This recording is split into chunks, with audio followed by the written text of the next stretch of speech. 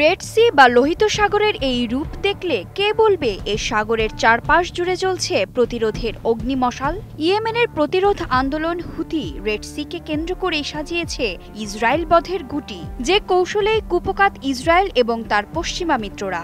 গাজায় বর্বরতার প্রতিবাদে একের পর এক পশ্চিমা জাহাজে চলছে অভিযান এবং মিসাইল হামলা, আর এতেই প্রায় অচল হওয়ার দশা রেড সিতে বাণিজ্যিক জাহাজের চলাচল।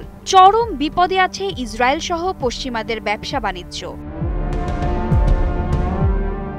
একবার দেখে নেওয়া যাক লোহিত সাগরের মানচিত্রটি। আরব সাগর এবং ভারত মহাসাগর হয়ে সরাসরি বাবার মানদেব প্রণালী হয়ে বাণিজ্যিক সমুদ্রপথ গিয়ে মিশেছে ইসরায়েলের ইলাদ বন্দরে। পথে এটি ছুঁয়ে গেছে ইয়েমেন, ইরিত্রিয়া, সৌদি আর মিশরের ভূভাগ। ইসরায়েলের ইলাদ বন্দরে পণ্য আনা নেয়ার জন্য এই জলপথটি অত্যন্ত গুরুত্বপূর্ণ। বলা যায় এটি এই বন্দরের লাইফলাইন। ঠিক এই জায়গাটিই নিশানা করেছে ইয়েমেনের হুতিরা। গাজায় বর্বরতার প্রতিবাদে একের পর এক হামলা চালিয়ে ইলাদ বন্দরের 12টা বাজিয়ে দিয়েছে। 8 মাস ধরে হুতি আতঙ্কে এই বন্দরে ভিড়ছে না কোনো জাহাজ। ফিলিস্তিনের গাজায় আগ্রাসন বন্ধের দাবিতে লোহিত সাগরের মূর্তিমান আতঙ্ক হয়ে উঠেছে হুতি বিদ্রোহীরা, যার প্রভাব সরাসরি গিয়ে পড়েছে ইলাদ বন্দরে। হুতিদের কারণে জাহাজ ভিড়তে না পারা এবং একের পর এক ড্রোন মিসাইলে স্থগিত হয়ে পড়েছে বন্দরের কার্যক্রম, যার ফলে কার্যত ভাতে মরছে এখন ইসরায়েল। দেশটির কোষাগারে টান পড়েছে।